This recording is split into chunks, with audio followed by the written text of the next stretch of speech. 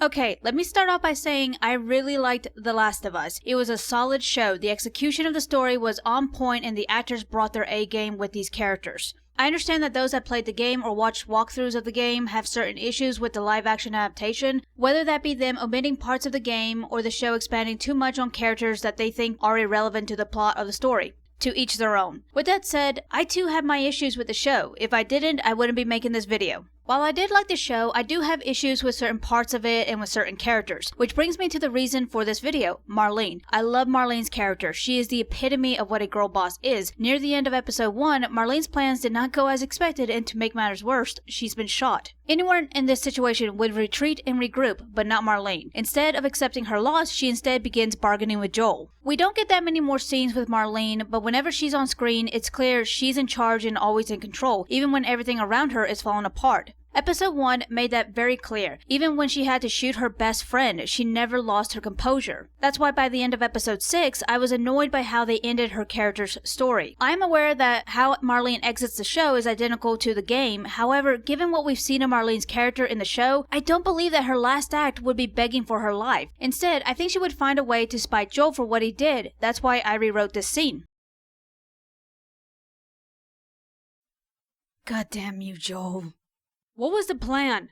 You think if you just keep killing people, that'll be enough to keep her safe?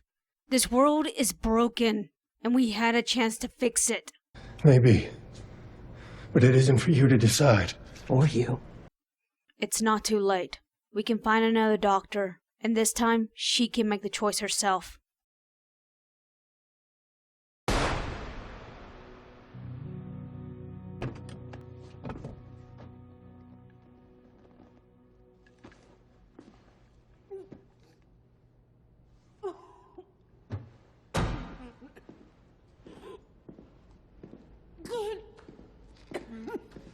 It doesn't matter what you tell her.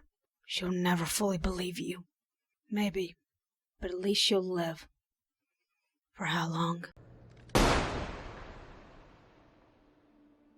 I understand that writers wanted to be faithful to the source material, and oftentimes when adaptations are not, the backlash can be severe. However, I do feel that when adaptations are shot for shot identical to the source material, it almost comes off as if the creators are too fearful to divert from it. While I do agree that it is important to be respectful and keep as close to the source material, I don't believe it's a bad thing to make minor changes as long as it contributes and expands upon the characters and story. I don't think these minor changes that I made takes anything away from Joel and instead elevates Marlene's final act, so let's break it down. When I rewatched this confrontation, I didn't like how Marlene didn't immediately attempt to shoot Joel. She saw what he did, all the lives that he took, so I don't know why she wouldn't have shot him the first chance she got. That's why instead of her purposely getting his attention, he instead hears her before she has a chance to shoot him, and now she has to change tactics. It's pretty obvious that these two don't like each other, but at the very least tolerate each other, which is why Marlene putting her gun down feels out of place. When it comes to The Last of Us, the biggest controversy is that Ellie never got to choose for herself. The choice was made for her by Marlene and Joel. With my rewrite of the first half, instead of just having them point fingers at each other, Marlene attempts to correct the mistake she and Joel made by opting to give the choice back to Ellie. The reason I changed the wording was because I wanted Joel to ponder for himself on what he truly believes Ellie would choose and be fearful of it. I think that's a better way of going about this instead of him being bluntly told what Ellie would choose. Now, whether or not what Marlene is saying is the truth, that's up for interpretation, and I think that's how it should be.